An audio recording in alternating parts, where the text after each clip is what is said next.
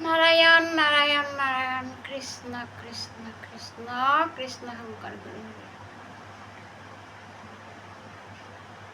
ঝুমুৰি এই শুনা কুৰু ধীৰ পাছে গোসানীৰ চাৰিলন্ত প্ৰাণ সতী ক্ৰোধিয়া দক্ষক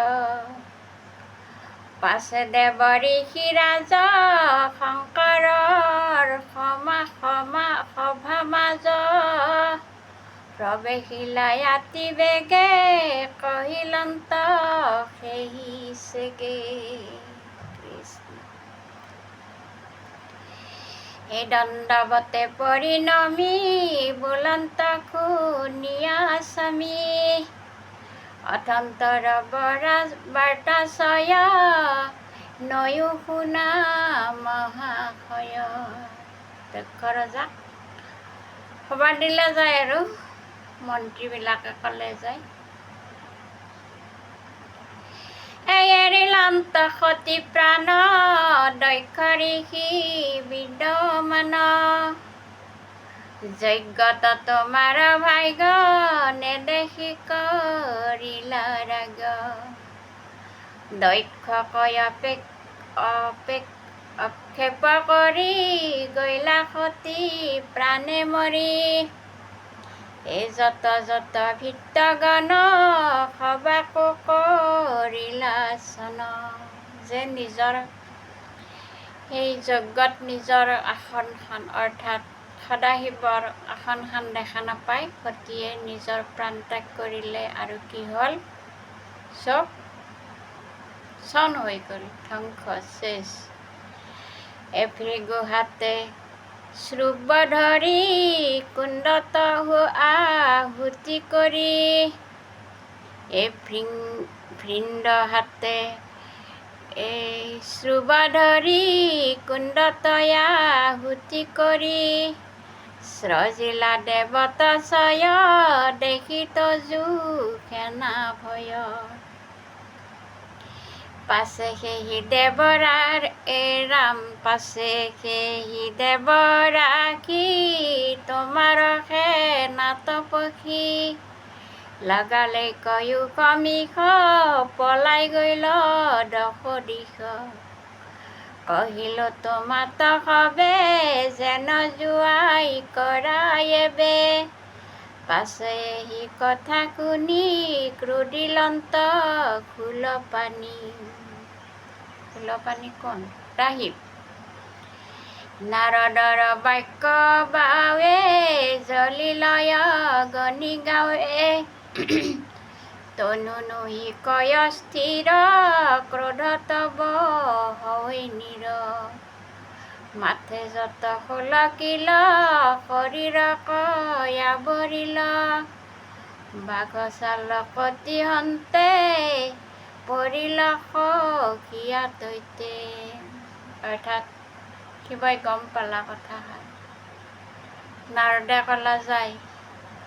যে সতীয়ে তাত যজ্ঞস্থলীত প্ৰাণ ত্যাগ কৰিলে আৰু শিৱৰ চকু দি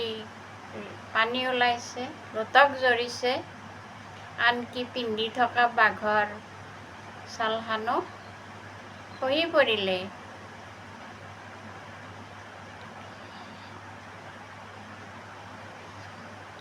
হে ৰাম অগ্নি বিদ্যুতৰ সম জতা জলে নিৰুপম চিন্দিতাৰ এক গোটা আজুৰি পেলাইলা জতা দশন প্ৰকৃতি সাক্ষী উঠিলন্ত মহাযখী চিৰিলা ঘৰত শেষ দশ দিশ ঢাকিলেক পাছে সেই জতা মাজে পুৰুষেক মহাকাশে উপজিল ভয়ানক দেখি যেন কালান্তক এই আৰু সদাশিৱে আৰু উপায় নাপায় নিজৰ মাথাটোৰ যতৰ একফাল্লা ফালি চিৰি পেলালা তাৰপিছত তাৰ পৰা এজন সুঠাম অৰ্থাৎ দৈত্যৰ জন্ম হ'ল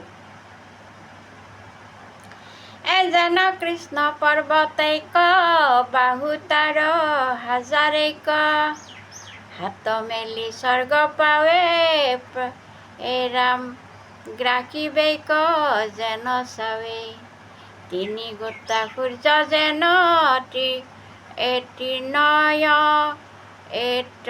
তৃতয় নয়ন তেন মেৰুভুংগ সমসাৰ দণ্ডচয়ী তীক্ষ্ণোত্তৰ। এনেকুৱা প্ৰকাণ্ড, সুঠাম নহয়, প্ৰকাণ্ড দৈত্য এটা জন্ম হ'ল যেন হাজাৰটাৰ হাত একদম পাল্লি মানে আকাশ চুবই বিচাৰে, এনেকুৱা প্ৰকাণ্ড এটা দৈত্যৰ জন্ম হ'ল। হে ৰাম মাখিও দোহাৰ হয় দেখি সৰ্বলোকে ভয় বিবুধয় গণি সম জন্তা জলে জতা জলে নিৰুপম কপালৰ মালাশয় শিৰে পিন্ধি প্ৰকাশয় হাজাৰিক অস্ত্ৰ হাতে ধৰি শংকৰক মাতে আজ্ঞা কৰা কি কৰিবো সুৰাসুৰ হে ৰাম সাহেৰিবো কিবা সৃষ্টি ওলটাও নুহি স্বৰ্গ লোকে ধাও এই বুলি মহাবলী থাকিলন্ত কৃতাঞ্জলি পাছে ক্ৰোধে ভূতপতি বুলিলন্ত তাংক মাতি। সেই দত্ত আকৃতিৰ লোকজনে শিৱক ক'লা যে আদেশ কৰা, কি কৰিব লাগে কৰি পেলাওঁ মই।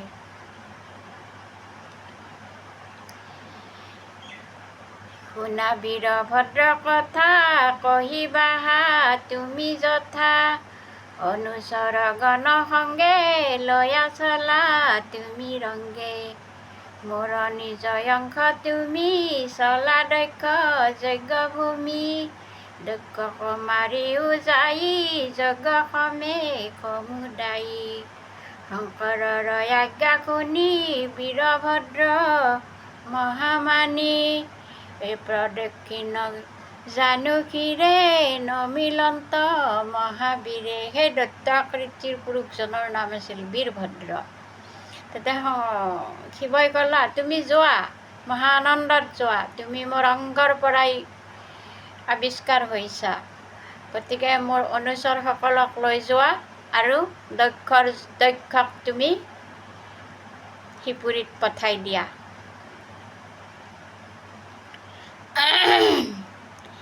হে ৰাম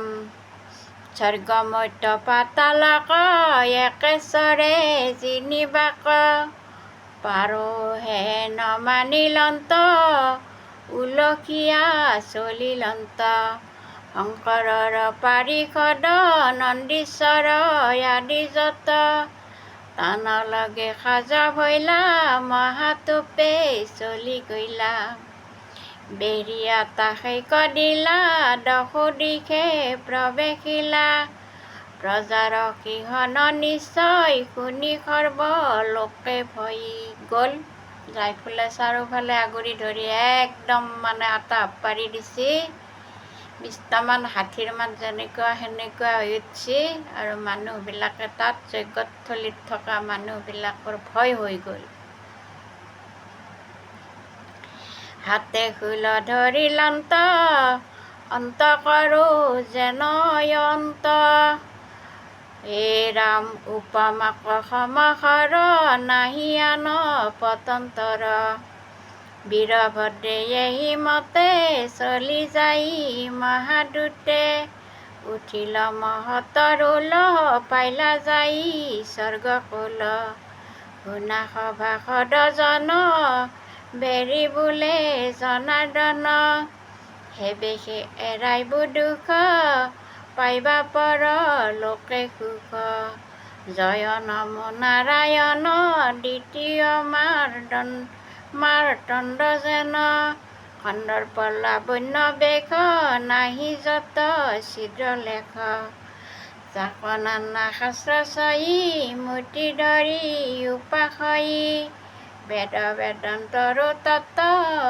যত সদায় অনুগত কৃষ্ণ।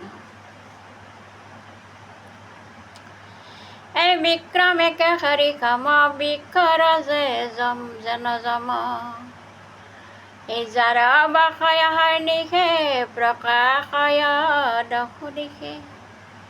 এই মহন্তে কৰ্ণৰ দ্বাৰে সদায় ৰংগে পান কৰে, বিপক্ষৰ মনে নাতে শুনি দুই কৰ্ণ ফাটে। এই যিটো ৰাজা ৰাজেশ্বৰ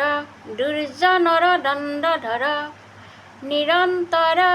ৰাম ব্ৰহ্মজ্ঞানী নৃপতিৰ চূড়ামণি, বিপক্ষক এজিনন্তক সুখে ৰাজা এ ৰাম কৰন্তক, দান প্ৰসাদত মই এ ৰাম ৰচিলো পয়াৰ চই, জানে তাৰৈ অভিপ্ৰায় মহন্তেকে সমুদায়, বদতিক লাপচন্দ্ৰ অবোলা ৰাম ৰাম ৰাম মন্ত্ৰ। কৃষ্ণ কৃষ্ণ।